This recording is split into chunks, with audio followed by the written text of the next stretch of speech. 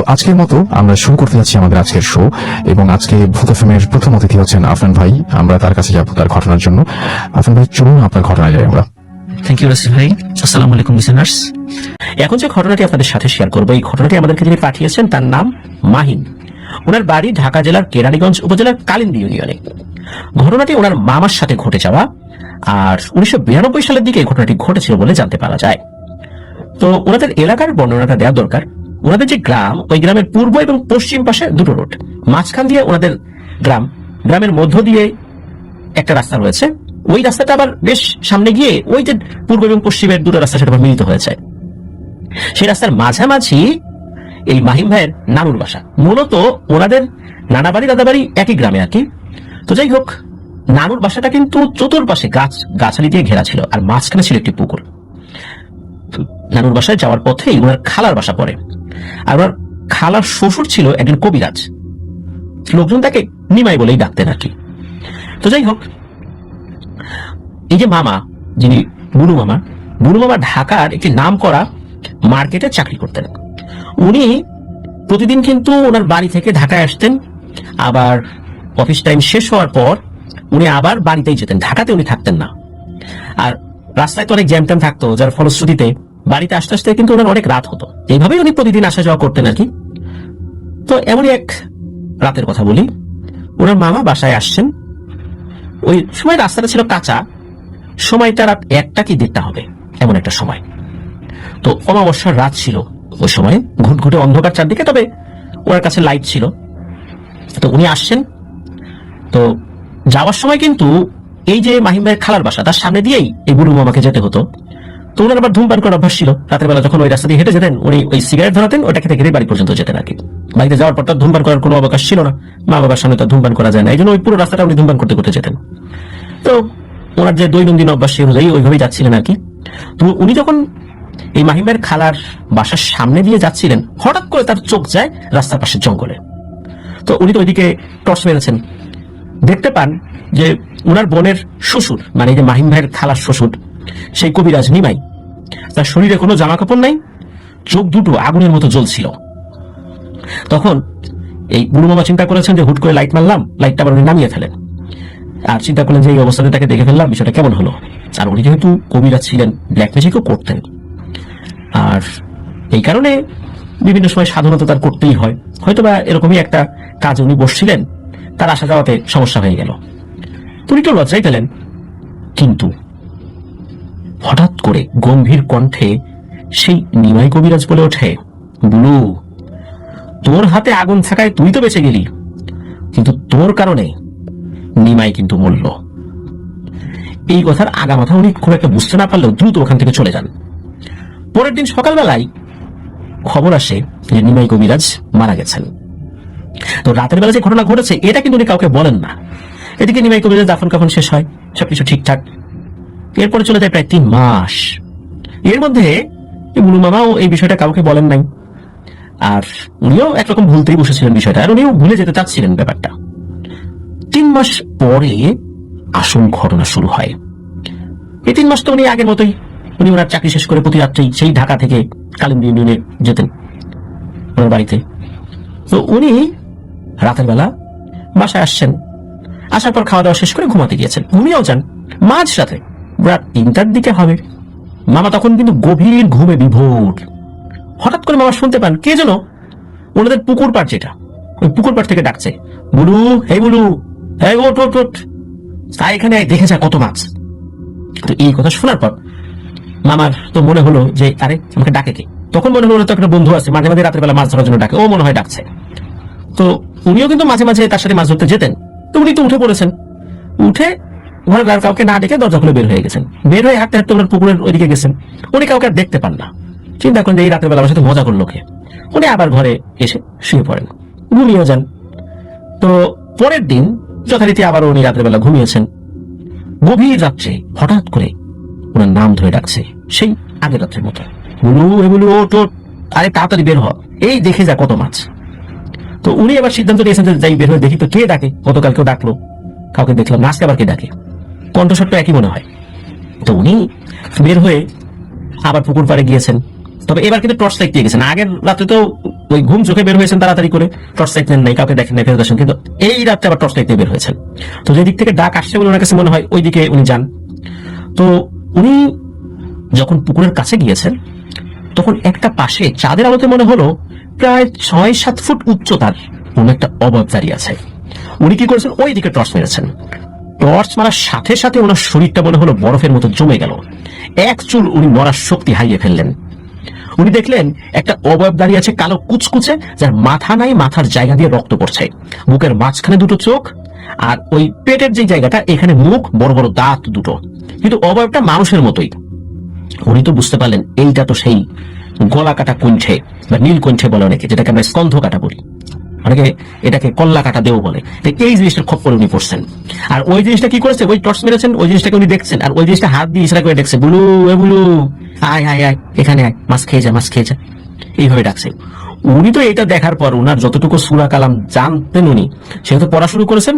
এরপর ওনার কিছু মনে নেই, উনি অজ্ঞান হয়ে গেছেন। পরের দিন তিনি নিজেকে নিজের রুমে আবিষ্কার করেন। চারপাশে তখন বাড়ির লোকজন, মূলত রাতের বেলা ওনার বাড়ির কেউ ওয়াশরুমে যাওয়ার জন্য উঠেছেন, ওনার ঘরের দরজা খোলা দেখতে পান। তখন ওনার ঘরে গিয়ে দেখা যায় উনি নাই। তো উনি যদিও বিবাহিত ছিলেন, ওই সময় ওনার স্ত্রী বাড়িতে ছিলেন না, যে দরজা খোলা এই চিন্তা করে যখন ওনার রুমে গিয়েছেন দেখেন কিন্তু উনি নাই। চিন্তা করছে তো ওয়াশরুমে গেছে, যেতেই পারে, কিন্তু ওয়াশরুমের কাছে গিয়ে দেখা গেল ওয়াশরুমের ভিতরে কেউ নেই। তখন তো সন্দেহ লাগে এত রাত্রেবেলা উনি কোথায় গেলেন। তখন ওনাকে খুঁজতে যাওয়ার পর ওই পুকুর পাড়ে তাকে আবিষ্কার করেন। তবে ওখানে যখন তাকে পাওয়া যায় আশেপাশে কোনো অবয়বকে কেউ দেখে নাই আর কি। তো মূলত ওখান থেকে তাকে উদ্ধার করা হয়। তো পরের দিন সবাই তো জিজ্ঞেস করছে তাকে যে কি হয়েছে, উনি তো কাউকে কিছু বলেন না, আসলে বলতে পারছিলেন না মূলত, কারণ ওনার কথা বলার শক্তি ছিল না, শরীরে ছিল ভয়ঙ্কর জ্বর। তো এই যে মাহিম ভাইয়ের নানা তখন এই বুলু মামাকে মসজিদের হুজুরের কাছে নিয়ে যান, হুজুর তাকে ঝাড়ফুঁক করে দেন। তো উনি ঠিকও হয়ে যান, মোটামুটি 1 সপ্তাহ একদম স্বাভাবিক ছিল সবকিছু। তো হুজুর ঝাড়ফুঁক করে দেওয়ার পর আল্লাহর রহমতে ঠিক হয়ে যান। 1 সপ্তাহ কোনো ধরনের কোনো সমস্যা ছিল, রাতের বেলা কোনো ডাকাডাকি ওনারা শোনেন নাই বা বুলু মামা শোনেন নাই। কিন্তু 1 সপ্তাহ পর শুরু হলো ভয়ঙ্কর এক ঘটনা। আগে তো শুধু ডাকতো, বুলু মামা শুনতো, কিন্তু এখন কি হলো, গভীর রাতে রাত 2টোর পরে বাড়ির চালে কে যেন ঢিল মারে। শুনতে মনে করেছেন যে হয়তো বা বাড়ির আশেপাশে কোনো দুষ্ট ছেলে পেলে ঢিল টিল মারে আর কি। কিন্তু ঢিল মারার পর ওই ঢিলটা তো গড়িয়ে পড়বে নিচে, তাই না? ঢিল যদি টিনের চালে মারা হয়, টিনের চালে মারার পরে ঢিলটা কিন্তু গড়িয়ে যে নিচে পড়ছে, গড় গড় গড় গড় একটা শব্দ হচ্ছে, এটা কিন্তু টের পাওয়া যায়। আবার মাটিতে পড়ার পর কিন্তু টুপ করে একটা শব্দ হয়। কিন্তু ঢিলগুলো যে পড়ছে ওটার উপরে অন্য কোনো শব্দ কিন্তু হয় না, যেটা যে গড়িয়ে পড়ছে বা অন্য কিছু। এই ঢিলগুলো কিন্তু খুঁজে পাওয়া যেত না, মনে হচ্ছে দূর থেকে কে যেন ঢিল মারছে। তো ওনারা তো প্রথম দিকে ঘর থেকে বের হয়েছেন, কিন্তু বের হওয়ার পর কিছু দেখেন না, কিন্তু বের হওয়ার পরও কিন্তু ঢিলটা মারে, কিন্তু ঢিলটা যে কিসের ঢিল এটাও বোঝা যায় না। তো এরকম কিন্তু শুরু হয় রাতের বেলা। আর মামা ঘুমিয়ে আছেন, হঠাৎ করে ফিল করলেন ওরা চুল ধরে কে যেন মারে, একটা হেফসকা টান। পুরুষ মানুষের চুল তো ছোট ছোট থাকে, তো ওনার মাথার সামনের দিকে চুল ধরে সামনের দিকে এমন এক টান মারে, ওনার ঘাড়ে টান লাগে, প্রচন্ড ব্যথাও লাগে ওনার। তো উনি চিন্তা করেন কি হবে, এত জোর টান দেয় কে? তো মামা উঠে কাউকে দেখতে পান না। মাঝে মাঝে মামার মনে হয় রাতের বেলা ওনার রুমে কে যেন হাঁটাহাঁটি করে, কিন্তু দেখা যায় না। এদিকে মামি কিন্তু কিছুই বুঝতে পারে না আর কি, উনি এগুলো কিছু টের পান না, শুধু মামা টের পান। তবে এক রাত্রে মামি খেয়াল করেন যে বুড়ো মামা শুয়ে আছেন। উনি তো ঘুমের আগে দেখেছেন তার হাজবেন্ড তার পাশে শুয়ে আছে। তো ঘুমের ভিতরে ওনার হাত কোনো একটা কারণে ঘুমের ভিতরে আর কি বুড়ো মামার শরীরের উপরে পড়বে। হঠাৎ করে মামি সেখানে শূন্যতা উপলব্ধি করেন। চিন্তা করলেন যে কি ব্যাপার, নাই। উনি আবার চোখ খুলে তাকিয়েছেন, কোথায় গেল? এমনিতে তো বেশ কিছু ভয়ঙ্কর ঘটনা ঘটছিল, এই জন্য ওনার ঘুমও পাতলা হয়ে গিয়েছিল।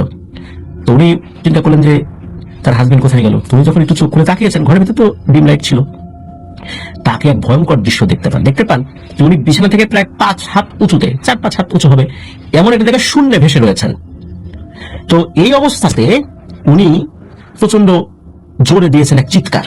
ওনার চিৎকারে বাড়ির অন্য সদস্যরা জেগে গিয়েছে, কিন্তু চিৎকার দেওয়ার পরপরই বুড়ো মামা ঠাস করে একদম খাটের উপর পড়ছে। এত জোরে পড়েছে যে খাটের যে মাচা এটা ভেঙে যায়, এমন একটা অবস্থা। একটা ভারী শরীর যদি 5 হাত উঁচু থেকে ঠাস করে নিচে পড়ে, এরকম তো হতেই পারে। এদিকে বাড়ির লোকজন চলে আসছে কি হয়েছে দেখার জন্য। তো মামার তো ওই সময় সেন্স নাই। পরের দিন মামা যখন সেন্সে আসেন, তখন তাকে যখন জিজ্ঞেস করা হয় এরকম ঘটনা কেন ঘটছে, কোনো একটা ভয়ঙ্কর ঘটনা ঘটেছিল, কিন্তু এতদিন উনি যে বিষয়টা গোপন রেখেছিলেন এই বিষয়টি তখন সবাইকে বলেন। এটা শোনার পর এই বুড়ো মামার বাবা মানে মাহিম ভাইয়ের নানা, উনি তো খুব বকাঝকা করছেন যে এই ঘটনা তুই আগে বলিস নাই কেন, তুই যেই বিষয়ের মুখোমুখি হয়েছিস এটা তো ভালো জিনিস না, এ খুবই ভয়ঙ্কর জিনিস। দ্রুত একজন কবিরাজকে ডেকে নিয়ে আসেন। তো এই কবিরাজ ওই বাড়িতে আসার পর ঘরে ঢোকে না, বলে যে ঘরে ঢুকতে পারবো না, আমাকে উঠোনে বসতে হবে। তো উঠোনে বসার পর কিছুক্ষণ উনি ধ্যান করেন এবং উনি ওনার পালিত জিন দিয়ে জানতে পারেন যে ওই যে বুলু মামা যেই রাত্রে আসছিল ওই রাতটা ছিল অমাবস্যার রাত। মূলত এই যে নিমাই কবিরাজ যিনি, উনি জানতেন যে এই পুকুরের পাশে ভয়ঙ্কর এক নীলকণ্ঠে থাকে বা কল্লাকাটা দেহ থাকে। এই কল্লাকাটা দেহ সে প্রতি অমাবস্যার রাত্রে এই রাস্তা দিয়ে পার হয়। ওই সময় তাকে বন্দি করে এই নিমাইতান্ত্রিক বা নিমাই কবিরাজের শক্তি বৃদ্ধি করতে চেয়েছিল। মূলত ওই সময়ে যখনই এই বুলুমাময় রাস্তা দিয়ে যাচ্ছিলেন তখনই এই সবকিছু লন্ডভন্ড হয়ে যায়। আর ওই কল্লাকাটা দেও কিন্তু বুঝতে পেরেছিল যে এই নিমাই কবিরাজ তাকে বন্দি করার চেষ্টা করছে, কারণ তার উপর যে শক্তি প্রয়োগ হচ্ছে এটা কিন্তু ওই স্কন্দ কাটা বা কল্লাকাটা বুঝতে পেরেছিল। আর সাথে সাথে ওই ধ্যান যেহেতু ভঙ্গ হয়ে গেছে, কারণ ওই যে সিগারেট নিয়ে যেহেতু আসছিল দিক দিয়ে, ওখানে একটা মন্ত্রের যে একটা বন্ধনী সেখানে একটা তারতম্য সৃষ্টি হয়, যার ফলশ্রুতিতে ওই কল্লাকাটা দেও সাথে সাথে ওই নিমাইতান্ত্রিককে হত্যা করে। আর যেহেতু বুলু বাবার হাতে সিগারেট ছিল এই কারণে সে আর আক্রান্ত হয়নি, কিন্তু ওই যে ওই অবয়বটা ওই নিমাই তান্ত্রিকের মানে সুরত ধরে বুলু মামাকে কিন্তু হুমকি দেয় বা তার সাথে কথা বলে। আর তারপর কিন্তু জানা যায় যে এই নিমাই কবিরাজ মারা গেছেন। আর ওই রাত্রে যখন তার চলার পথে এই বুলু মামা বাধা সৃষ্টি করেছে, এরপর থেকে তার পিছু নিয়েছে। মূলত 3 মাস সে কিছু বলে নাই, এরপর থেকে পিছু নিয়েছে এবং তাকে মেরে তারপরে ছাড়বে এমন একটা অবস্থা। মূলত বিভিন্ন সময় সে মারার চেষ্টা করছিল কিন্তু পারে নাই। কেন? কারণ ওই যে নিমাই কবিরাজ তার পালিত একটা জিন ছিল, ওই জিনটাকে যে বন্দি করে রেখেছিল নিমাই কবিরাজ এটা না, মূলত ওই জিনটা এমনিতেই এই নিমাই কবিরাজকে খুব শ্রদ্ধা করতো, ভালোবাসতো। আর নিমাই কবিরাজের মৃত্যু হয়েছে এই অবয়বের হাতে, আর এই অবয়বটা আবার বিনা দোষে বুলু মামাকে হত্যা করতে চাচ্ছে। এই জন্য বিভিন্ন ভাবে যখনই ওই স্কন্ধ কাটা বা কল্লা কাটা দেও এসে বুলু মামাকে আক্রমণ করতে যায়, তখন ওই জিনটা কোনো না কোনো ভাবে এসে বুলু মামাকে বাঁচিয়েছে। তা না হলে তার বেঁচে থাকাটা খুব কঠিন হয়ে যেত। সবকিছু আল্লাহর রহমত, আল্লাহ হায়াত রেখেছিলেন, কারো না কারো ওসিলায় আল্লাহ তাআলা বাঁচিয়ে দিয়েছেন। তো যাই হোক, তখন ওই কবিরাজ বেশ ঝাড়ফুঁক করেন, ওই বাড়িটা চতুর্দিক থেকে বন্ধ দিয়ে যান আর বেশ কিছু রুকিয়া করে দিয়ে যান। তা আল্লাহর অশেষ রহমতে বুলু মামা সুস্থ আছেন, ভালো আছেন। তো এটি ছিল ঘটনা। প্রিয় লিসেনার্স, আসলে এই যে স্কন্ধ কাটা বা নীলকণ্ঠে বা কল্লা কাটা দেও বিভিন্ন এলাকায় বিভিন্ন নামে আছে, তবে এদের খপ্পরে একবার পড়লে সহজে মুক্তি পাওয়া খুব কঠিন। বুলু মামার ভাগ্য ভালো, আল্লাহর অশেষ রহমতে উনি এত সহজে মুক্তি পেয়েছেন। আর এদের খপ্পরে একবার পড়লে 90% ক্ষেত্রেই মানুষ মারা যায়। আর এরা এতটাই ভয়ঙ্কর যে ওরা যেই এলাকায় থাকে ওই এলাকার আশেপাশে মানুষের উপস্থিতি তারা সহ্য করতে পারে না। অন্যান্য জিনেদের ক্ষেত্রে দেখা যায় যে তারাও থাকে, মানুষও থাকে, কিন্তু এই ধরনের জিনেরা এরা তাদের আশেপাশে মানুষের উপস্থিতি সহ্য করতে পারে না, পুরো বংশকে নির্বংশ করে দেওয়ার চেষ্টা করে। ওরা যদিও থাকে নীরব জায়গায়, কিন্তু তার আশেপাশে মানুষজন বসতি স্থাপন করলে ওরা খুব খেপে যায়। তো যাই হোক, এটি ছিল ঘটনা। ধন্যবাদ জানাচ্ছি মাহিম ভাইকে রোমহর্ষক একটি ঘটনা আমাদের সাথে শেয়ার করার জন্য। আশা করছি আপনার কাছ থেকে আরো অনেক ঘটনা ইনশাআল্লাহ আমরা পাবো। প্রিয় লিসেনার্স, চলুন আমরা চলে যাবো আমাদের এবারের এপিসোডের পরবর্তী আরো একটি নতুন ঘটনায়। প্রিয় লিসেনার্স, কথা বাড়াবো না, চলুন আজকের এপিসোডের প্রথম ঘটনাতে চলে যাবো। আমাদের এই প্রথম ঘটনা যিনি পাঠিয়েছেন তার নাম মোহাম্মদ সাগর কাজী। ওনার বাড়ি বাগেরহাট জেলার মোল্লাহাট থানার উদয়পুর উত্তরকান্তি গ্রামে। এই সাগর ভাই আমাদেরকে জানিয়েছেন যে মাশফিক ভাই তার বাড়িও মোল্লাহাট, যদিও মাশফিক ভাইকে উনি সরাসরি দেখেন নাই বা সরাসরি পরিচয় নেই, তো উনি জানিয়েছেন যে আমাদের এলাকা থেকে মাশফিক ভাই ঘটনা পাঠান। তো যাই হোক, ঘটনাটি মূলত ওনার নিজের সাথে ঘটেছিল এবং ওনার আপন বড় ভাইয়ের সাথে ঘটেছিল। ঘটনা এক রাত্রেরই, সময়টা ছিল 13 ডিসেম্বর 2016। উনি তখন ক্লাস 8-এ পড়তেন আর ওনার বড় ভাইয়া ক্লাস 10-এ পড়তেন। আর ওনার বড় ভাইয়া এবং ওনার দুজনের সাথে কিন্তু চমৎকার সম্পর্ক ছিল, বন্ধুত্বপূর্ণ সম্পর্ক। বয়সে 2-3 বছরের ছোট বড়। আর এই সাগর ভাইয়ের বাবা উনি পেশায় ছিলেন একজন মুরগি ব্যবসায়ী। তো ওনাদের সংসারটা কিন্তু খুব ভালোভাবেই চলতো, সংসারের অভাব ছিল বিষয়টা এরকম না। তো ওনাদের গ্রাম থেকে 4 কিলোমিটার দূরে ঘোড়াদান নামক একটা গ্রাম ছিল। এই গ্রামে হিন্দু সম্প্রদায়ের লোকদের বসবাসটা বেশি ছিল এবং বছরের একটা নির্দিষ্ট সময় ওখানে বেশ বড় একটা মেলা হতো। আর ওই মেলাতে আশেপাশের অনেক লোকজনই আসতো আর কি। তো একবার কি হলো, ওই ডিসেম্বর মাসে শীতের সময় আর কি, ওই মেলাটা যেহেতু হয়, তো মেলা হবে, মাইকিং করা হচ্ছে যে সেখানে মেলা, ওখানে বিশাল আয়োজন, সবাইকে আসার জন্য বলা হচ্ছে। তো মেলার কথা শুনে সাগর ভাইয়ের মনটা তো খুশিতে ভরে উঠলো যে যাবো, মেলায় যাব। আর গ্রাম অঞ্চলে কিন্তু মেলার একটা আলাদা আবেদন রয়েছে। যারা মেলায় গিয়েছেন এই আধুনিকতার যুগেও মেলার আবেদনটা যে হারিয়ে যায়নি সেটা এখনো বোঝা যায়। প্রত্যেকটা মেলাতে যদিও আধুনিকতার ছোঁয়া লেগেছে, তারপরও মেলার একটা ভিন্ন রকমের আবেদন এখনো রয়েছে, যার ফলশ্রুতিতে এই যে সাগর ভাই, ওনার মনের মধ্যেও কিন্তু আনন্দ বিরাজ করছে মেলায় যাব। কিন্তু উনি যখন ওনার ভাইয়ের দিকে তাকালেন, দেখলেন যে তার ভাইয়ের মনটা খারাপ। তখন সাগর ভাই বললেন, কি ভাই মন খারাপ কেন, মেলায় যাবে না? তখন তার ভাই বললেন যে মেলায় যে যাব, টাকা কই, খালি হাতে মেলায় যাব, কিছু খাওয়া দাওয়া করতে হবে না, কিছু কিনতে হবে না। এখন আব্বার কাছে টাকা চাইলে তো দিবে না, মেলায় যাওয়ার জন্য টাকা চাইলে দিবে না, এখন কি করা যায়? মেলায় তাহলে যাবেন কিভাবে? এটা নিয়ে তো দুজনই চিন্তায় পড়ে গেলেন। আসলে তো মন যে খারাপ বড় ভাইয়ের, কারণ তো ঠিক আছে, এবার এই সাগর ভাইয়ের মনটাও খারাপ হয়ে যায়। কিন্তু একটা দুষ্টু বুদ্ধি ওনার মাথায় খেলে যায়। সেই দুষ্টু বুদ্ধিটা ওনার বড় ভাইয়ের সাথে শেয়ারও করেন। ওনার বড় ভাই এই কথা শোনার পর রাজি হয় না, কিন্তু একটা পর্যায়ে রাজি হয়। বুদ্ধিটা ছিল হচ্ছে যে এই সাগর ভাই আপন কাকার একটা বড় সুপারি বাগান রয়েছে। এই সুপারি বাগানে ওই 13 ডিসেম্বর রাতের বেলা দুজন যাবেন, কয়েকটা গাছ থেকে সুপারি চুরি করবেন। সুপারি চুরি করে এটা পরের দিন সকালবেলা বাজারে বিক্রি করে যে টাকা হয়, সেই টাকা নিয়ে দুজনে মেলায় যাবেন। তো এই চিন্তাটা করেছেন। তো এই কুবুদ্ধি মাথায় আসলেও বড় ভাইয়ের মন কিন্তু সায় দিচ্ছিল না, কেন জানি, যে ওখানে কি যাওয়া ঠিক হবে। মন সায় না দেওয়ার পেছনে দুটো কারণ ছিল। এক হচ্ছে আপন চাষার বাগান হলেও চুরি তো চুরি, আর ও যেহেতু ক্লাস 10-এ পড়েন, একদম তো ছোট না, বিষয়টা জানাজানি হলে ব্যাপারটা নিয়ে খুব আত্মসম্মানের ব্যাপার হতে পারে। স্বাভাবিকভাবেই ওনার বড় চাচা, ওনার আপন চাচা কিছু হয়তো বলবেন না, কিন্তু তারপরেও উনি যে সুপারি গাছে উঠে চুরি করতে গেছেন, বিষয়টা তো ওনারা মনে রাখবেন। কিন্তু আসলে ছোট ভাই, মানে এই যে সাগর ভাইয়ের পিড়াপিড়িতে একটা পর্যায়ে উনি রাজি হন। আর আরেকটা কারণে রাজি হচ্ছিলেন না, সেটা হচ্ছে এই সুপারি বাগানের একদম কোল ঘেঁষে রয়েছে একটি কবরস্থান। মূলত ওই গ্রামে যাদের অপমৃত্যু হতো, আত্মহত্যা করতো বা অন্যান্য কোনো কারণে মারা যেত, যেটা আমরা অপমৃত্যু বলি, তো সেই লাশগুলো ওখানে কবর দেওয়া হতো। অনেকেই রাতের বেলা ওই দিকটাতে যেতে চেত না। এখন ওইটাও একটা কারণ ছিল, যেহেতু রাতের বেলা ওদিকে কেউ যায় না, চুরি করতে সুবিধা হবে, এই বুদ্ধিটা একটা ছিল সাগর ভাই। কিন্তু ওই ভয়ের বেশ বিষয়টা চিন্তা করেছিলেন ওনার বড় ভাই। তবে ওনার বড় ভাই বেশ সাহসী ছিলেন, আর সাগর ভাই যে ভীতু ছিলেন বিষয়টা এরকম না, কিন্তু ওনার বড় ভাইয়ের মতো সাহসী ছিলেন না। যাই হোক, রাত 11টার দিকে দুজন তো চলে গেছেন সেখানে। আর ওখানে যাওয়ার পর 2-3টা গাছ থেকে মোটামুটি সুপারি পেরেছেন। তো যতটুকু সুপারি হয়েছে, ওনার বড় ভাই বলেন, আচ্ছা ঠিক আছে, আর লাগবে না, চল বাড়িতে যাই। কিন্তু এই সাগর ভাই বলে, না, এই কয়টা সুপারি বিক্রি করে কয় টাকাই পাবো, আরেকটা গাছে ওঠো না ভাই। তো উনি ধরতে রাজি হন না। কিন্তু সাগর ভাইয়ের পিড়াপিড়িতে একটা পর্যায়ে বলে, আচ্ছা ঠিক আছে, এটাই কিন্তু শেষ। তো ওনারা দেখলেন যে একটা চিকন গাছ, আর ওনারা দিনের বেলাতে এসেই মার্কিং করে গেছিলেন যে কোন কোন গাছটাতে উঠবেন। তো একটা চিকন গাছটাতে বেশ অনেক সুপারি ছিল, এটা ওনারা দিনের বেলাতে এসেই দেখেছিলেন। তো ওই সুপারি গাছটা চিনতে ওনাদের অসুবিধা হয় নাই, কারণ যেহেতু ওনাদের আত্মীয়ের বাগান, সবসময় বাগানে আসা যাওয়া হয় দিনের বেলাতে, তবে রাতের বেলাতে খুব একটা আসেন না। তো ওই সুপারি গাছটার কাছে আসার পর, ওই সুপারি গাছটা যে খুব বড় ছিল বিষয়টা এরকম না, তবে চিকন ছিল গাছটা। সাগর ভাইয়ের বড় ভাই ওই সুপারি গাছে উঠে গেছেন। সমস্যা বাঁধলে হচ্ছে, সাগর ভাইয়ের বড় ভাই যেহেতু উনি বয়সও বড়, শরীর ওজনও বেশি, আর গাছটা ছিল তো চিকন, যখন মাথায় উঠেছে ওই গাছটা এক পাশে হেলে পড়ে, আর হেলে পড়ার পর ওই সুপারি গাছটা মাছ থেকে ভেঙে পড়ে। আর সাগর ভাইয়ের বড় ভাই উনি কি করেছেন, ওই সুপারি গাছটা ছিল একদম মানে এই বাগানের কোল ঘেঁষা আর কি, ওই সুপারি গাছের ওই পাশেই হচ্ছে ওই কবরস্থানটা। তো উনি কি করেছেন, ওই সুপারি গাছটা যখন ওই এক পাশে হেলে ভেঙে পড়েছেন, উনি সুপারি গাছ থেকে পড়ে সোজা চলে গেছেন ওই একটা ভাঙা কবরের ভেতরে। ধরাম করে পড়ছে, প্রচন্ড ব্যথা উনি পেয়েছেন এবং ব্যথায় চিৎকার করে উঠছেন। এদিকে সাগর ভাই তো ছুটে গেছেন তার ভাইকে কবর থেকে ওঠানোর জন্য।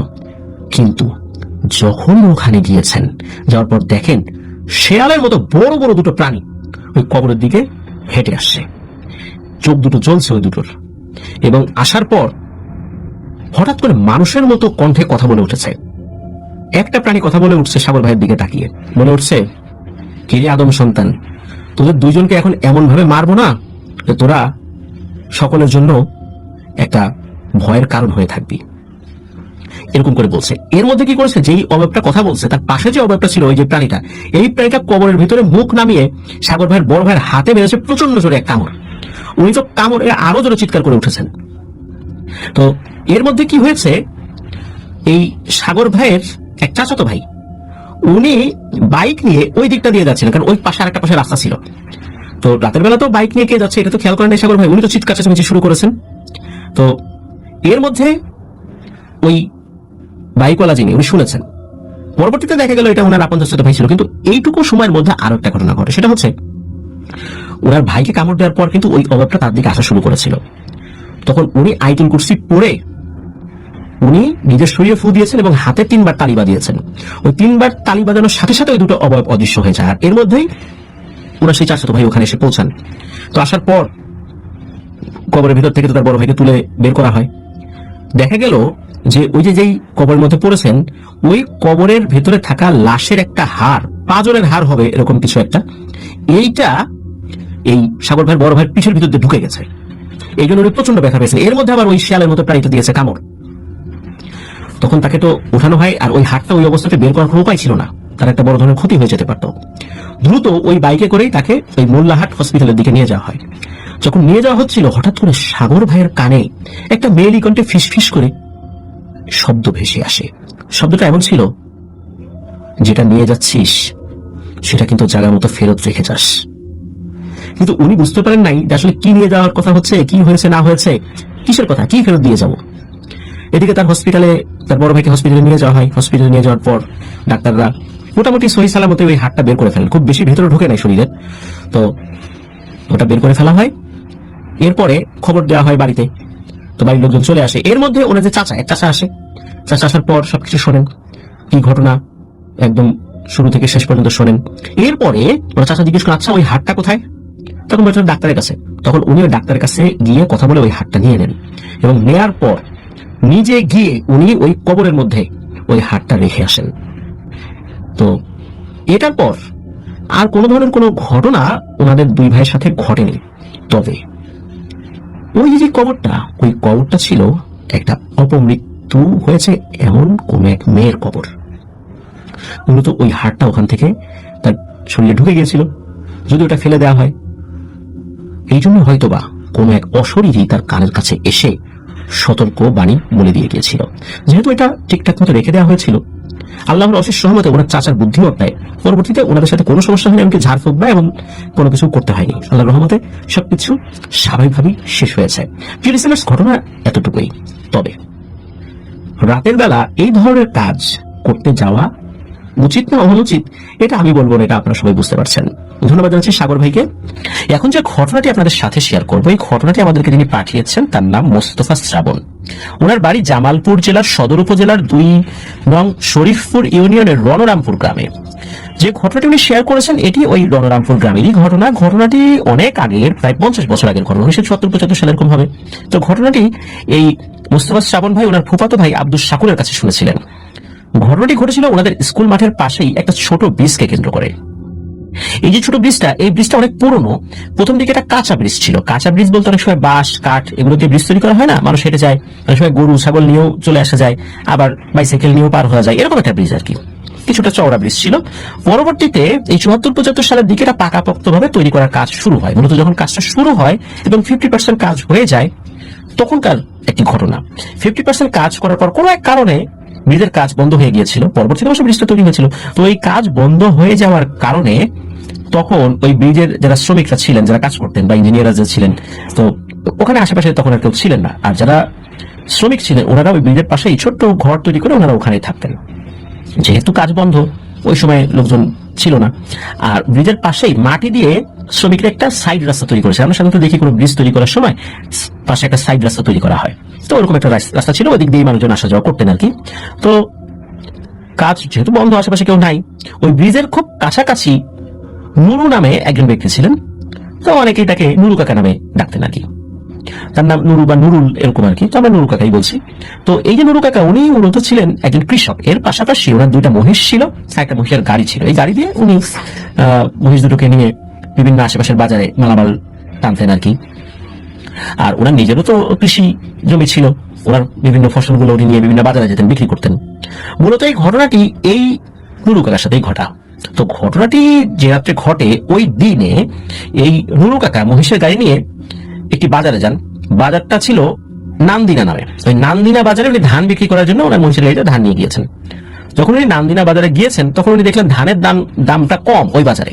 তো ধানের দাম কম হওয়ার কারণে তিনি নান্দিনা বাজারে লেট না করে দ্রুত বাসচড়া নামে একটা বাজার রয়েছে, ওই বাসচড়া বাজারে উনি ধান নিয়ে গিয়েছেন। তো যেহেতু এক বাজার থেকে আরেক বাজারে গিয়েছেন, ওই সময় তো রাস্তাঘাট এত উন্নত ছিল না, তারপর আবার মহিষের গাড়ি নিয়ে গিয়েছেন, সময় তো লাগবেই। তো উনি ধান বিক্রি করতে করতে বেশ রাত হয়ে গিয়েছে, অনেক রাত। ওই সময় 1974-75 সালে রাত 9টা 10টা 11টা মানে তো অনেক রাত। তো উনি ফিরছিলেন বাড়িতে। তো রাত তো তখন ফিরতে ফিরতে রাত 12টা বেজে গেছে। ওই যখন ওই নুরু কাকা ধান বিক্রি করে ফেরার সময় ওই ব্রিজের কাছাকাছি এসেছেন। তো উনি তো পুরো পথ স্বাভাবিকভাবেই চলে আসলেন, খুব বেশি সমস্যা হয় নাই। তবে ওই ব্রিজের একটু আগে 3 রাস্তার একটা মোড় ছিল, ওখান থেকেই তিনি অনুভব করতে পারেন যে গাড়ির পেছনে কোনো একটা অশরীরীর উপস্থিতির আভাস পাওয়া যাচ্ছে। যেহেতু উনি টুকটাক কবিরাজি জানতেন, তাই এই ধরনের অশরীরীর উপস্থিতি যদি হালকাও হতো উনি টের পেতেন। তারপর উনি ব্রিজ পর্যন্ত চলে আসেন। ওই 3 রাস্তার মোড় থেকে কোনো ধরনের কোনো সমস্যা হয় নাই। ওই ব্রিজের পাশে বানানো যে মাটির রাস্তাটা, তো ওই মাটির রাস্তা দিয়ে উনি ওনার মহিষের গাড়ি, তখন তো মহিষের গাড়ি তার ধান নাই, ধানটাও বিক্রি করে ফেলছেন সবগুলোই, তো গাড়ি হালকা। তো উনি ওই গাড়ি নিয়ে যখন ওই রাস্তাটার মাঝামাঝি আসছেন তখন আর গাড়ি আগায় না। এমনটা না যে ওই রাস্তাটায় মানে গাড়ির চাকা বসে গেছে, কাদা ছিল, এমনটা না, গাড়িটা আগায় না। তার মহিষ দুটো খুব চেষ্টা করছে কিন্তু গাড়ি আর আগায় না। তো উনি কি মনে করে ঘাড় ঘুরিয়ে পেছন দিকে তাকিয়েছেন। উনি দেখতে পান কালো একটা ছায়া। ওই অবয়বটার কোনো হাত পা কিছু আছে কিনা ওইভাবে বোঝা যাচ্ছে না, তবে ওই অবয়বটা যে গাড়ি পেছন থেকে আটকিয়ে রেখেছে এটা বোঝা যাচ্ছে। উনি যখনই এই বিষয়টা বুঝতে পেরেছেন তখনই উনি সাথে সাথে ওনার গাড়ির যে মহিষ দুটো, এই মহিষ দুটোর দড়ি খুলে দিয়েছেন। দড়ি খুলে দেওয়ার সাথে সাথে ওই মহিষ দুটো তো বাড়ির কাছাকাছি চলে আসছিল, বাড়ির রাস্তা ওই দুটো খুব ভালো করে চিনতো। ওরা একাই হেঁটে হেঁটে বাড়িতে চলে যায়। আর যে নুরু কাকা উনি গাড়ি থেকে নেমেছেন, উনি চিন্তা করেছেন যে এই অশরীরটার সাথে দূর থেকে একটু কথা বলার চেষ্টা করি, ওকে যদি বুঝিয়ে বাজিয়ে এখান থেকে বিদায় করা যায়। তো উনি চিন্তা করেছেন যে এর সাথে একটু ভালোভাবে কথা বলার চেষ্টা করি। তো এটাই ছিল ওনার ভুল। উনি কথা বলার চেষ্টা করতে গিয়েছেন, দূর থেকেই ওই অশরীরটা বাতাসে মুহূর্তের মধ্যে ভেসে এসে ওনার উপর আক্রমণ করেছে। এদিকে ওই অশরীরটা তাকে টেনে নিয়ে ওই ব্রিজের পাশে যে পানি ছিল, কাদা টাদা ছিল, ওই দিকে টেনে নিয়ে যাচ্ছে। তখন কিন্তু নুরু চাচা বুঝতে পেরেছেন যে এখনই তাকে এই পানির মধ্যে বা কাদার মধ্যে গেড়ে ফেলবে, তার আর বাঁচার উপায় নেই। কারণ যেহেতু টুকটাক কবিরাজি করতেন, নিশ্চয়ই এমন কোন জিনে ধরা রোগীকে উনি ট্রিটমেন্ট করেছেন, সেই জিনটা হয়তো আক্রমণ করেছে। বা এমনও হতে পারে যে এই ব্রিজের আশেপাশে কোনো দুষ্ট জিন রয়েছে, তারা এসে আক্রমণ করেছে। তো তখন তো আসলে বুঝতে পারছিলেন না উনি আসলে ব্যাপারটা কি। তো উনি নিজের শরীরে যতটুকু শক্তি আছে সেটা দিয়ে বাঁচার চেষ্টা করছিলেন আর চিৎকার করছিলেন। তো ওই সময় হয়েছে কি, ওই যে আমরা দীপু ভাইদের ব্রিজ যেটা বলেছি, এই দীপু ভাইয়ের দাদা উনি আবার ওয়াশরুমে যাওয়ার জন্য ঘর থেকে বের হয়েছেন। ওই ব্রিজের কাছে তো ওনাদের বাড়ি। তো উনি যখন বের হয়েছেন তখন উনি গোঙানির শব্দ, চিৎকারের শব্দ এগুলো শুনতে পাচ্ছেন। তো উনি তো বুঝতে পেরেন নিশ্চয়ই কোনো একটা বিপদ হয়েছে এই আশেপাশে কারো ব্রিজের ওখানে, ওই দিকটা থেকেই তো শব্দ আসছিল। তো উনি আবার বাড়ির সবাইকে ডেকে তো তাড়াতাড়ি ব্রিজের দিকে চল, নিশ্চয়ই কোনো একটা বিপদ হয়েছে কারো। তখন ওই দীপু ভাইয়ের দাদা বা ওই এবং ওনাদের বাড়ির সকলে মিলে দ্রুত ওদিকে গিয়েছেন। ওদিকে গিয়ে ওনারা দূর থেকে দেখতে পাচ্ছেন যে একজন ব্যক্তির সাথে কোনো একটা কিছু ধস্তাধস্তি হচ্ছে এবং ওই ব্যক্তিটাকে টেনে আস্তে আস্তে ওই কাদার দিকে নিয়ে যাচ্ছে, কাদা পানির দিকে নিয়ে যাচ্ছে। ওনারা তো দ্রুত ওদিকে এসেছেন। ওনাদের হাতে আবার ওই সময় যে টর্চ লাইট গুলো সেগুলো ছিল, কারণ হাতে হারিকেন ছিল। তো ওরা দ্রুত ওদিকে এসেছেন। আসার পরে দেখে যে এই যে ওরা তো দূর থেকে বুঝতে পারে যে আসলে এটা কে। এই যে দেখে যে নুরু কাকা। তো ওখান থেকে তাকে উদ্ধার করা হয়, তাকে বাড়িতে নিয়ে আসা হয়। তো ওনাকে সেন্সলেস অবস্থায় উদ্ধার করা হয় আর কি। তো পরের দিন যখন জ্ঞান ফেরে উনি সবাইকে সবকিছু খুলে বলেন। তবে এরপরে নুরু কাকার সাথে আর কোনো ধরনের কোনো ঘটনা ঘটেনি। তবে ওই ব্রিজের কাজটা 50% হওয়ার পরে কেন বন্ধ ছিল এই বিষয়টা আসলে জানা যায়নি। কোনো রহস্যময় ঘটনা ছিল কিনা, আর কেনই বা নুরু কাকার গাড়িতে ওই অশরীরটা এসে আক্রমণ করলো, পূর্ব কোনো শত্রুতা আছে কিনা এটাও কিন্তু জানা যায় না। এটা রহস্যই থেকে যায়। হঠাৎ করে কেন আক্রমণ করলো এটা আসলে এক রহস্য। এরকম ঘটনা কিন্তু আমাদের আশেপাশে অনেক রয়েছে। প্রিয় লিসেনার্স, আপনাদের জানা থাকলে কিন্তু আমাদেরকে ইমেইল করে ঘটনা পাঠাতে পারেন। এবারে আমি আমাদের এবারের এপিসোডের চতুর্থ এবং পঞ্চম ঘটনা পরপর বলবো, মানে একত্রে বলবো। একত্রে বলার পেছনে কারণ রয়েছে, কারণটা না হয় আমি শেষ দিকে বলি। প্রথম যে ঘটনাটি, এই ঘটনাটা আমাদেরকে পাঠিয়েছেন নাফিস হাসান খোকন ভাই। ওনার বাড়ি কুষ্টিয়া জেলার দৌলতপুর থানার খলিশা কুন্ডি নামক গ্রামে। আর পরের যে ঘটনাটি, এই ঘটনাটি আমাদেরকে তিনি পাঠিয়েছেন, ওনার বেশ কয়েকটি ঘটনা ইতিমধ্যে আমরা প্রচার করেছি। তার নাম সুমাইয়া জাহান সুমি। ওনার বাড়ি বরিশাল জেলার বাকেরগঞ্জ থানার কৃষ্ণকাঠি গ্রামে। তো প্রথম ঘটনাটি খোকন ভাইয়ের, আর উনি 2024 সালে এইচএসসি পরীক্ষা দিয়েছেন। তো চলুন মূল ঘটনাতে চলে যাই। তো ঘটনাটি ওনার এক খালার সাথে ঘটেছিল। ওনার নানারা 3 জন ভাই, এই 3 জনই বর্তমানে জীবিত আছেন। তো ঘটনাটি ঘটেছিল ওনার মেজো নানার মেজো মেয়ের সাথে, মানে ওনার এক খালার সাথে। তো ঘটনাটির সময়কাল 1990 দশকের শেষ দিকে, 1998 সালের পরের দিকের ঘটনা। 1998 সালে ভয়াবহ বন্যার শিকার হয়েছিল দেশের বিস্তীর্ণ অঞ্চল। তো ওনাদের ওই এলাকাটাও সেই এলাকার বাইরে ছিল না, যে এলাকা বন্যা কবলিত হয়নি। তো আশেপাশের এলাকাগুলো তৎকালীন ওনাদের এলাকার বাজার, যেটা মানে খলিশাকুন্ডি বাজারের একটা লোহার ব্রিজ ছিল, সেই লোহার ব্রিজ দিয়েই আর কি আশেপাশের লোকজন আসা যাওয়া করতেন আর কি। তো এই ব্রিজটাও কিন্তু এই বন্যার কবলে পড়ে, এবং বন্যার কবলে পড়ে ডুবেও গিয়েছিল। তো ব্রিজ ডুবে যাওয়ার ঘটনা আসলে তো বুঝতে পারছেন যে কি পরিমাণ পানি ওখানে হয়েছিল। তো তখনও কিন্তু এই খোকন ভাইয়ের জন্ম হয়নি। ওনার জন্মসাল 2004, আর ঘটনাটি ঘটেছিল 1998 সালের পরে, 98 থেকে 2000 সালের ভেতরে মধ্যবর্তী একটা সময়। তো ঘটনাটি উনি ওনার মায়ের কাছ থেকে শুনেছিলেন। তো ওনার খালার নাম হলো তানজিলা। তো ঘটনার সময় তানজিলা খালার বয়স ছিল 17 বছর। তানজিলা খালার বড় আরো একজন বোন আছে, সঙ্গত কারণে আমার নামটা বলছি না। তো ওই সময়ে মানে ওই যে সময়টা বলছিল 1998 সালের পরে, এই খোকন ভাইয়ের আম্মু এবং ওই তানজিলা খালা, এই দুইজন, এই তানজিলা খালার বড় বোন যিনি, তার বাসায় প্রতি শুক্রবার বেড়াতে যেতেন। শুক্রবার স্কুল ছুটি থাকার কারণে ওনার মা এবং ওই তানজিলা খালা প্রতি শুক্রবার বড় বোনের বাসায় বেড়াতে যেতেন। তো ওই বড় খালার বাসা কুষ্টিয়া জেলার মিরপুর উপজেলার সদরপুর নামে একটি গ্রামে। তো ওনাদের খলিশাকুন্ডি গ্রাম থেকে সদরপুরের দূরত্ব 4 থেকে 5 কিলোমিটার। তো ওই সময়ে বাসে করে যেতে হতো। তো বাসে করে ওনার মা এবং ওই মেজো খালা মানে তানজিলা খালা যেতেন। তো কোনো এক শুক্রবারের ঘটনা, সেই শুক্রবারে কোনো কারণবশত ওনার আম্মু মানে খোকন ভাইয়ের আম্মু ওই তানজিলা খালার সাথে যেতে পারেননি। তানজিলা খালা একাই ওনার বড় বোনের বাড়িতে যাওয়ার জন্য রওনা দিয়েছেন, বাড়ি ওনার বাসা থেকে বলে। তো যাওয়ার পথে ওনাদের খলিশাকুন্ডি বাজারে ঢোকার আগ মুহূর্তে এই বেলু বংশের বেশ ভয়ানক কিছু বাঁশঝাড় এবং বাগান ছিল, এবং সেই সাথে একটা কবরও ছিল। সময়ের ব্যবধানে এখন বেশ উন্নতি হয়েছে, কবরটি এখন আর ওইভাবে দেখা যায় না, কারণ সেখানে বিল্ডিং নির্মাণ করা হয়েছে, সেটা একটা মার্কেটে রূপান্তরিত হয়েছে। তো যাই হোক, তো উনি যখন বাজারে হেঁটে হেঁটে যান বাস স্ট্যান্ড পর্যন্ত, খুব স্বাভাবিকভাবে ভালোভাবেই খালার বাসায় পৌঁছে যান। তো খালার বাসায় যাওয়ার পর গল্প গুজব হয়, খাওয়া দাওয়া হয়। তো সময়ের ব্যবধানে রাতও হয়, ঘুমাতে যাবেন। তো ঘুমাতে যাওয়ার আগে উনি চিন্তা করেন একটু ওয়াশরুমে যাই। তো উনি আবার ওয়াশরুমে যাওয়ার জন্য একা যান নাই, ওনার বড় বোনকে ডেকেছেন, ওনার বড় বোনও সাথে গিয়েছেন, ওয়াশরুম থেকে একটু দূরে দাঁড়িয়ে আছেন, হারিকেন নিয়ে গিয়েছেন আর কি। তো ওই তানজিলা খালা তো ওয়াশরুমে ঢুকেছেন। তো ওয়াশরুমের পাশেই ছিল একটা বাঁশঝাড়, মূলত একদম যে বাঁশঝাড়ের নিচে তা না, মানে পাশে ছিল। বাঁশ যদি বাতাসে হেলে পড়ে তখন বাঁশটা ওয়াশরুমের উপরে চলে আসে, এরকমটা অবস্থা আর কি। আর ওয়াশরুমটা ছিল মাটির তৈরি। তো উনি ওয়াশরুমে ঢোকার কয়েক মিনিট পরেই হঠাৎ করে ওয়াশরুমের ভিতর থেকে ওনার বড় বোনকে বলছেন যে, এ আপু, আমার গায়ে এই বাঁশের পাতা থেকে পানি পড়তেছে। তখন ওনার যে বড় বোন মানে বড় খালা বলতেছেন, যারে বাঁশের পাতায় কুয়াশা জমে থাকে, রাতের বেলায় এমনিতে এরকম পানি পড়ে, ও কিছু না। খানিকক্ষণ পরে উনি আবার বলছেন যে, আপা, আমার গায়ে তো আমারও পানি ফেললো, এটা তো পাতার পানি না রে। তখন বড় বোন বলছে, আরে ও কিছু না, একসাথে অনেক পাতার পানি মনে হয় তোর গায়ে পড়ছে, এই জন্য এরকম হচ্ছে, তুই তাড়াতাড়ি বের হয়ে আয়।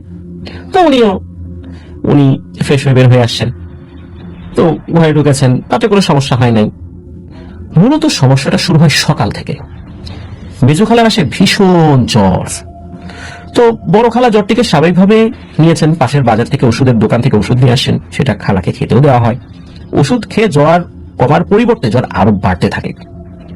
তো সাধারণভাবে আমরা যেটা করি, জলপট্টি দিই, আরো ভালো ওষুধ খাওয়ানো হয় তাকে, সবকিছু করা হয়, কিন্তু কোনো কাজ হয় না। এদিকে জ্বরের ভেতর উনি ভুলভাল কথা বলতে থাকেন। এইভাবে কেটে যায় 4 দিন। 4 দিন পর ওই খালার বাসায়, অর্থাৎ ওই মেজনানার বাসায় খবর দেওয়া হয়, ওই খালার বাসা থেকে আর কি। তো খবর পাওয়ার কিছু সময় পর ওই বড় খালার বাসায় গিয়ে ওই তানজিলা খালাকে তার বাড়িতে নিয়ে আসা হয়। তো ওষুধের দ্বারা জ্বর না কমার কারণে লোকদের পরামর্শে মেজো খালাকে কবিরাজের কাছে নিয়ে যাওয়া হয়। সেই অনুযায়ী সাধারণ কিছু কবিরাজ দেখানো হলেও কোনো কাজ হয় না। আশেপাশে খোঁজ করা হয় বড় কবিরাজের। সেই অনুযায়ী মেহেরপুর জেলার গাংনী থানার বাউট নামে একটি গ্রাম রয়েছে, সেই গ্রামের নাম করা একজন কবিরাজের সন্ধান পাওয়া যায়। দেরি না করে তাকে ওই দিনই নিয়ে যাওয়া হয় সেই কবিরাজের কাছে। তো কবিরাজ কি করেছেন, উনি ওনার রিচুয়ালের মাধ্যমে জিনকে হাজির করান ওই মেজো খালার শরীরে। তো জিনটিকে জিজ্ঞেস করেন, দেয় তুই কে, কোথা থেকে আসছিস?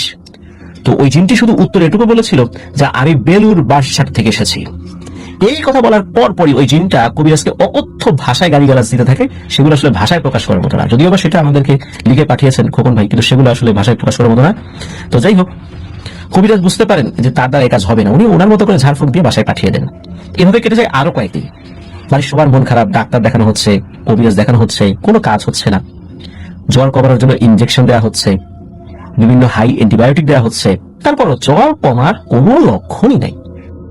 আশেপাশের লোকেদের পরামর্শে আরো বড় একজন কবিরাজের সন্ধান করতে থাকেন। কয়েকদিনের মধ্যে সন্ধান পেয়েও যান।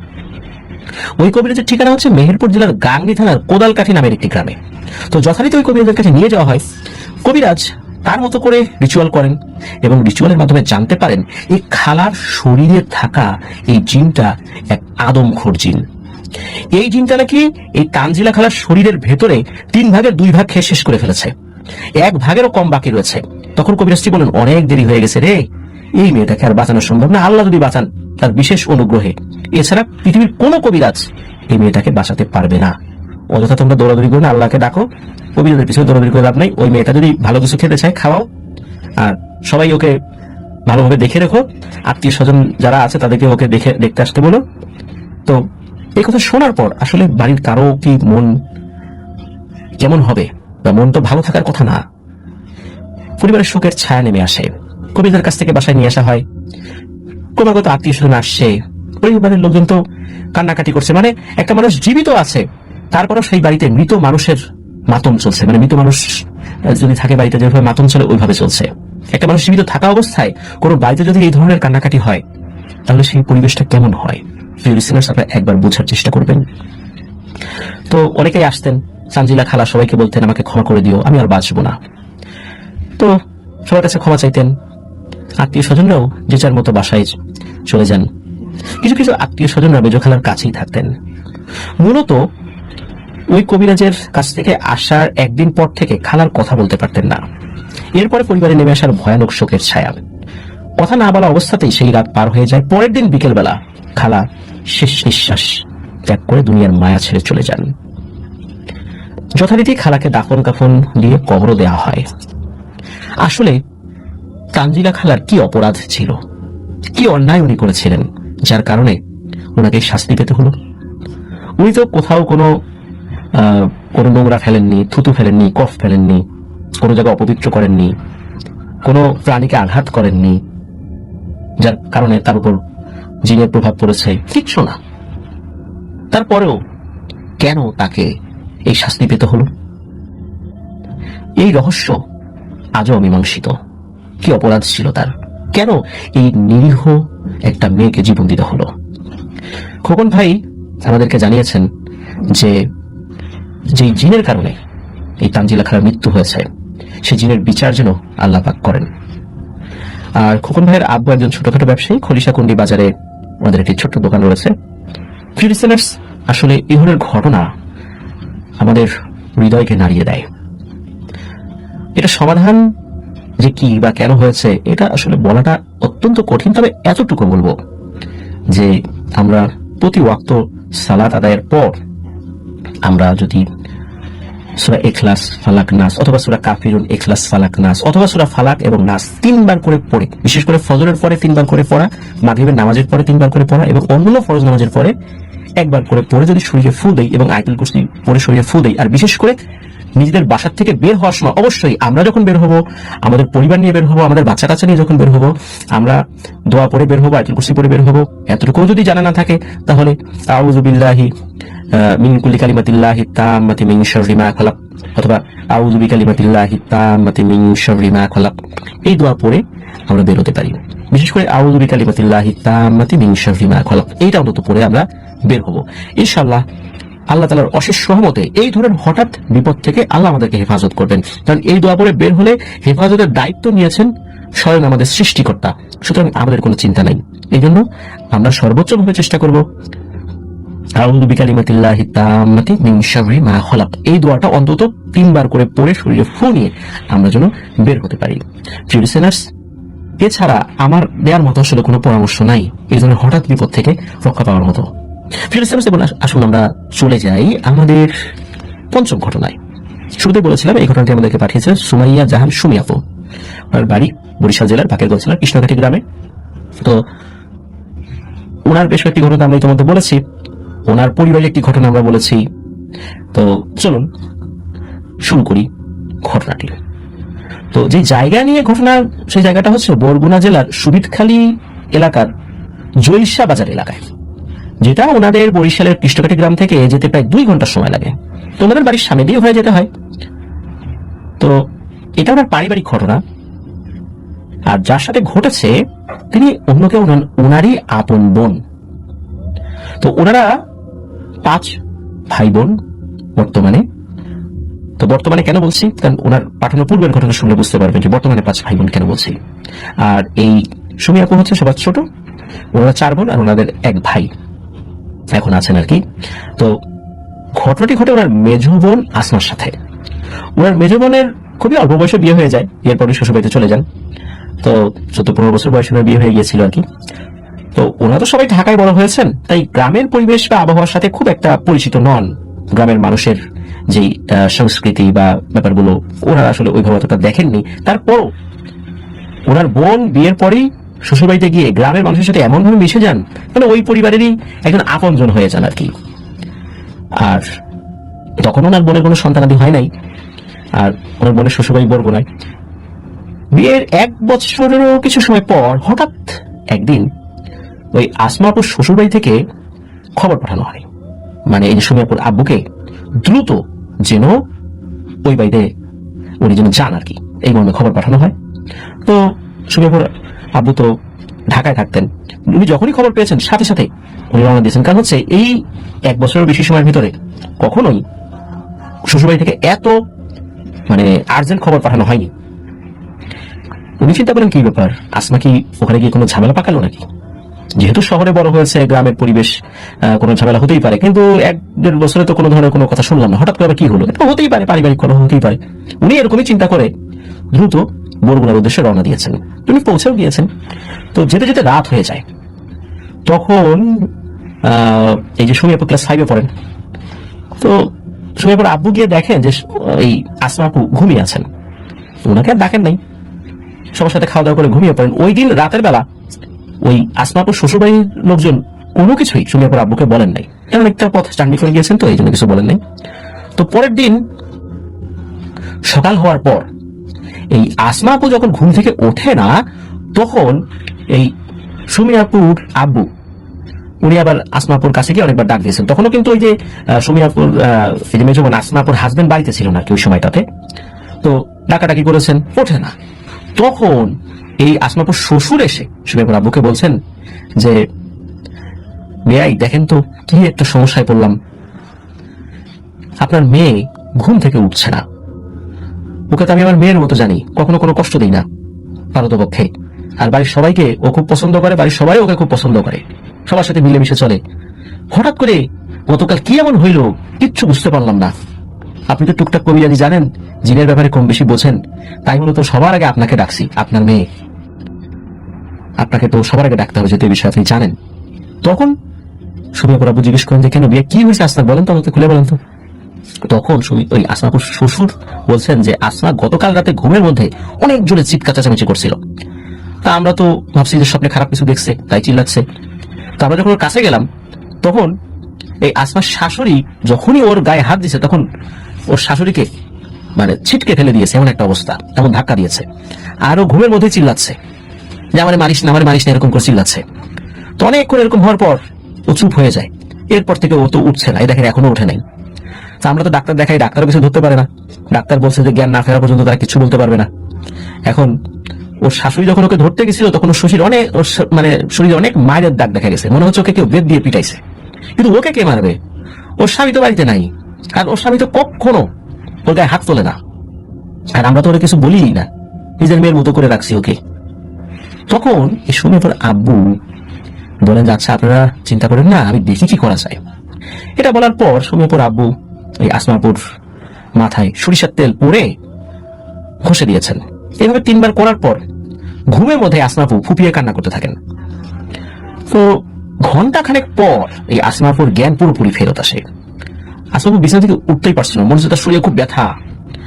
তো যখন জ্ঞান ফেরার মানে যখন জ্ঞান ফিরেছে, জ্ঞান ফেরার পর যখন নিজের বাবাকে দেখেছে, তখন তো আসমাপু এই তার বাবাকে ধরে কান্নাকাটি করতে থাকে।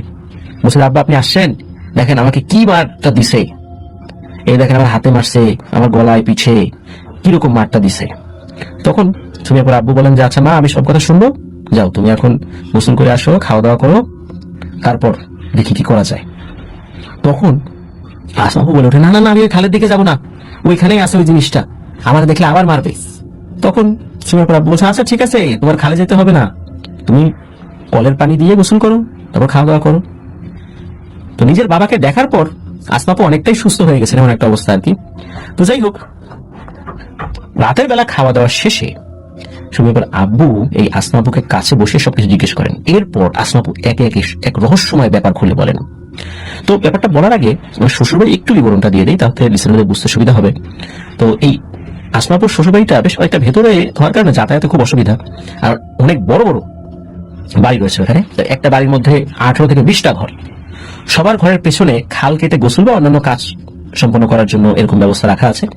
তেমনি এই আপুদের শ্বশুর বাড়ির পেছনেও খাল কাটা ছিল, যেটা পার হলেই ধান ক্ষেত, আর পাশটা খুব ছোট এবং অনেক লম্বা, মানে এই খাল দিয়ে নৌকা বেয়ে তাদের যে বাজার আছে সেখানেও যাওয়া যায় বর্ষার সময়।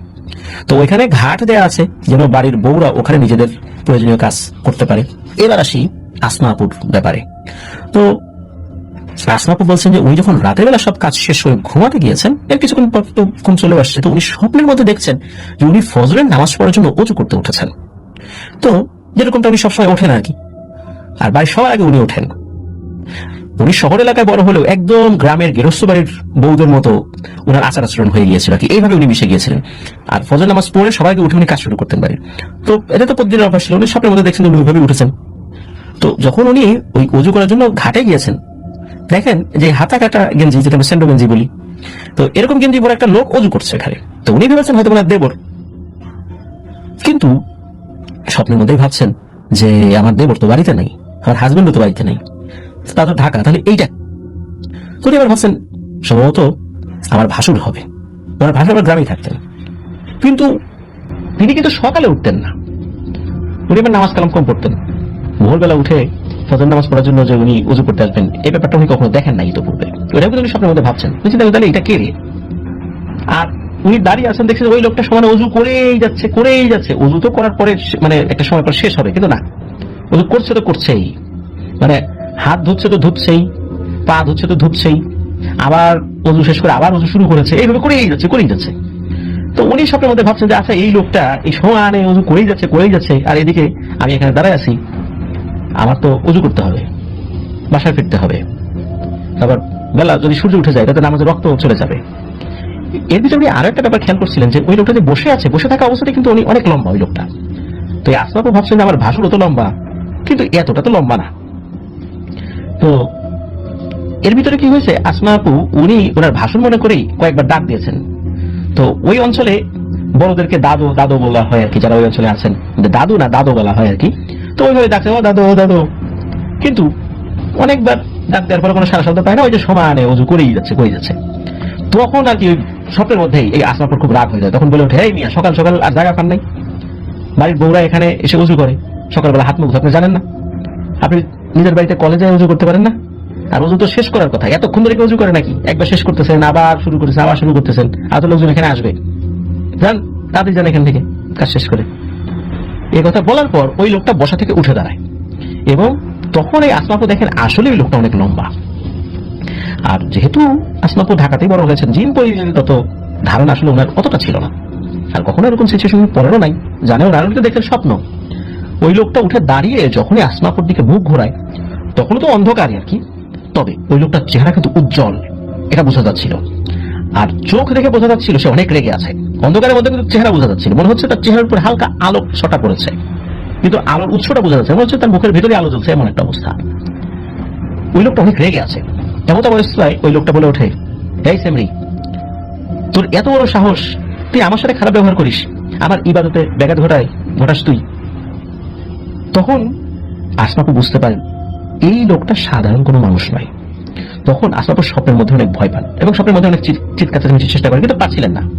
আর ওদিকে ওই লোকটা বলে যে তোর জন্য আমার ইবাদতে ব্যাঘাত ঘটছে, আমি কি করবো না করবো, তোকে বলে করবো নাকি, তোকে তো এর শাস্তি পেতেই হবে। এটা বলার পর ওই লোকটা হাত উঁচু করে বাতাসের ভিতরেই আঘাত করছে। ধরেন যে আমরা দূরে কোন একটা লোককে চর মারা দেখাচ্ছি, যে তাকে চর মারছি বা আঘাত করছি। ওই লোকটা ওই দূর থেকে আসমাপুকে দেখে ওইভাবে তার হাত দিয়ে আসমাপুকে আঘাত করছে শরীরে, কিন্তু দূর থেকে বাতাসে আঘাত করলেও আসমাপুর কাছে মনে হচ্ছিল তাকে কেউ বেত দিয়ে ক্রমাগত পিটাচ্ছে, এবং বেত দিয়ে আঘাত করলে যেরকম ব্যথা লাগে ওনার ওই রকম ব্যথা লাগছে। উনি তো ঘুমের ভিতরে ওরকম চিৎকার করছেন। তো এরপরে ওনার কিছু মনে নাই। ওনার যখন জ্ঞান ফেরে তখন আসমাপ ওনার বাবাকে দেখেছেন। এই যে একটা দীর্ঘ সময় জ্ঞান নাই কিন্তু ওনার। এরপর প্রায় 1 সপ্তাহ আসমাপু অসুস্থ ছিলেন। আসমাপুর আব্বু অনেক কিছুই করেন, ডাক্তার দেখান, অনেক বড় বড় ডাক্তার দেখানো হয়েছে, এবং আসমাপুর আব্বা উনি নিজেও তো কবিরাজ, উনি ওনার জানা সর্বোচ্চ বিদ্যা উনি প্রয়োগ করেছিলেন, কোনো লাভ হয়নি। তো আসমাপু যখন নামাজ রোজা ঠিকঠাক মতো করে কোনো সমস্যা হয় না, কিন্তু একটু কম করলেই সমস্যা হয়। এখনো পর্যন্ত এই সমস্যা চলছেই। তবে অদ্ভুত ব্যাপার হলো এই জিনটা কখনোই আসমা আপুর শরীরে ভর করে না। এমনকি অনেকেই চেষ্টা করেছেন ওই জিনটাকে আসমা আপুর শরীরে নিয়ে আসার জন্য, তার সাথে কথা বলার জন্য, এইটাও কেউ সক্ষম হয় নাই।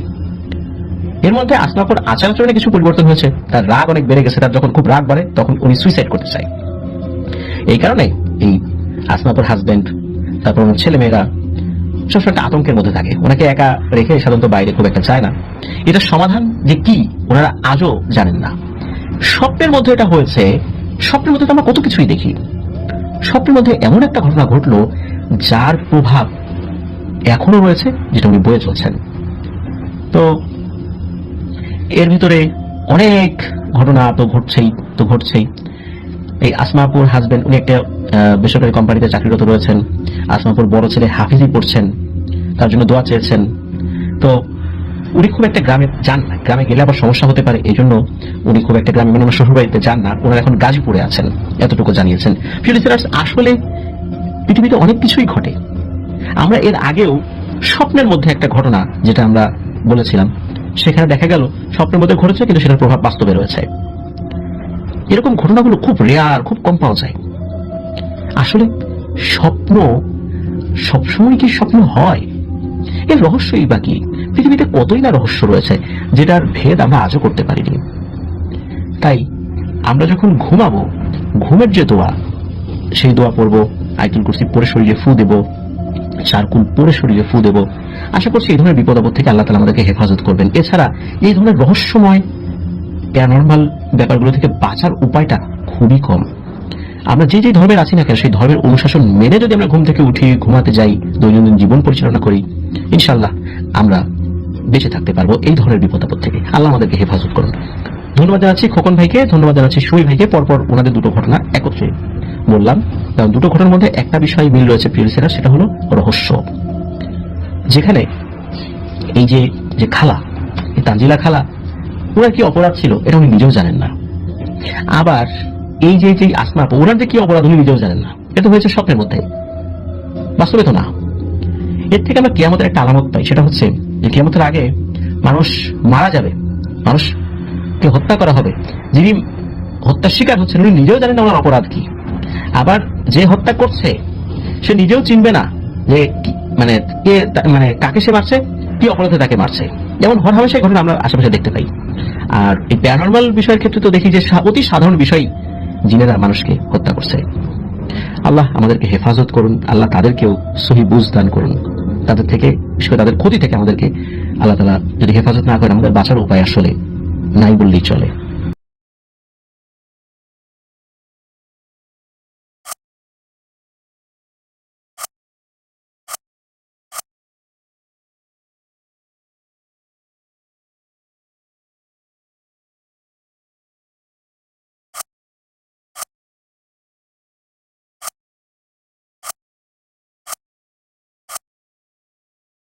It's on!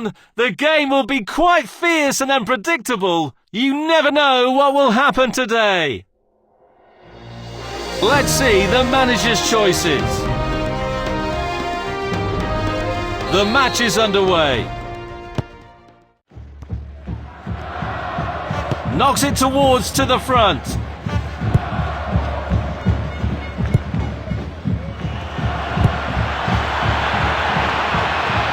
Losing possession.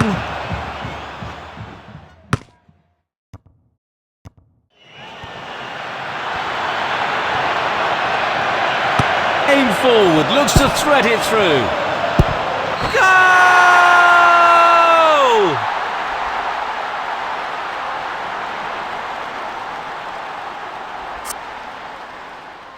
There goes the ball. Fails to keep the ball. Get the ball out of the way. Losing possession. It's in!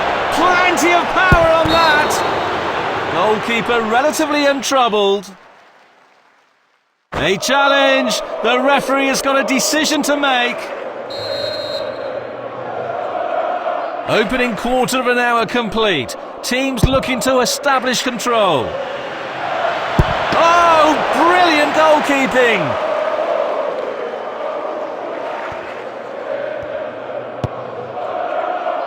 Reads the play beautifully. Goal!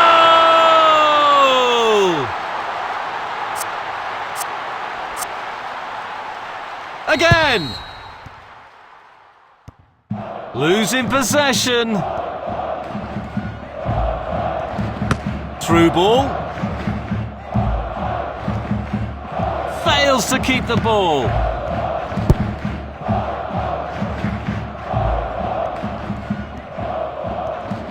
Good play, one-on-one. Fails to keep the ball. Fails to keep the ball. The score is now 2-0. Seeking out a passing lane. That's a real challenge for the keeper. Losing possession. Heavy shot. Nice one.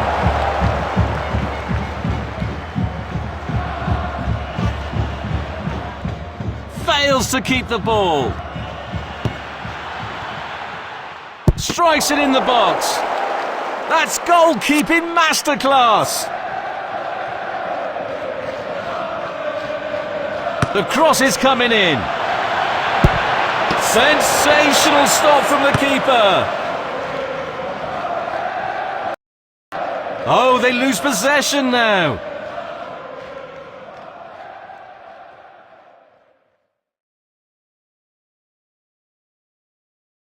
So we'll restart with that throw-in.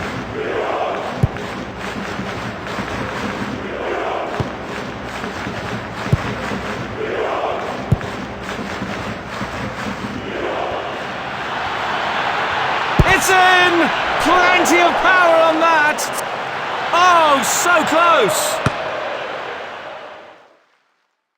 Keeping possession nicely. And that the first half comes to an end.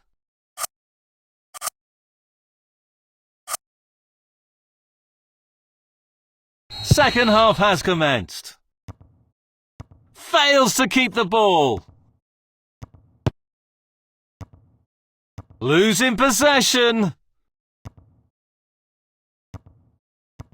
Into open space. Clear sight of goal. Goal!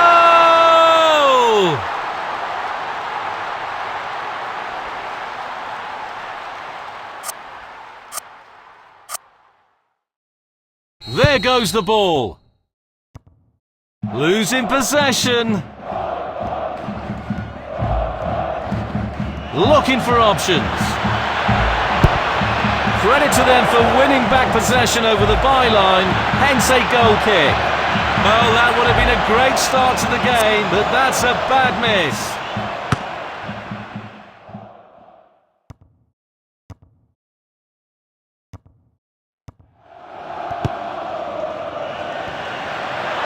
Fails to keep the ball.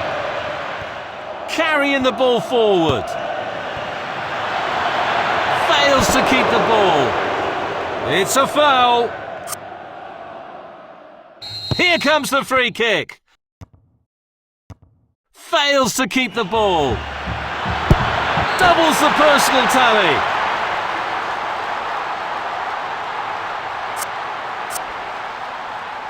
Again. Losing possession. Nice defence. Might be able to get in behind the defence. That's a perfect goal!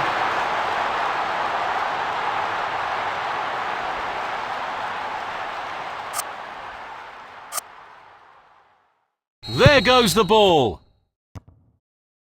Fails to keep the ball. A very timely interception. Losing possession. Nice block.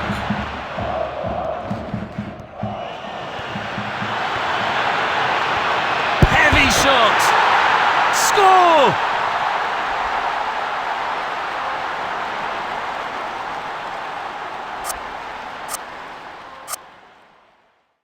Again! Losing possession. Might be able to get in behind the defence. Good ball movement and a decent position here. That was an amazing save.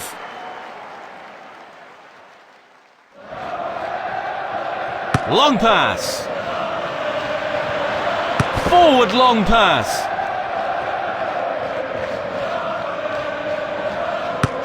Tried a through ball. Losing possession. That's a goal kick. Just missed a golden opportunity.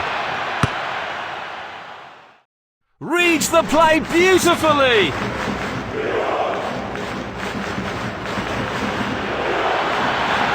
Fails to keep the ball. A very timely interception. It's in! Plenty of power on that! And off the top of the crossbar. It's a substitution. Trying to find the target man.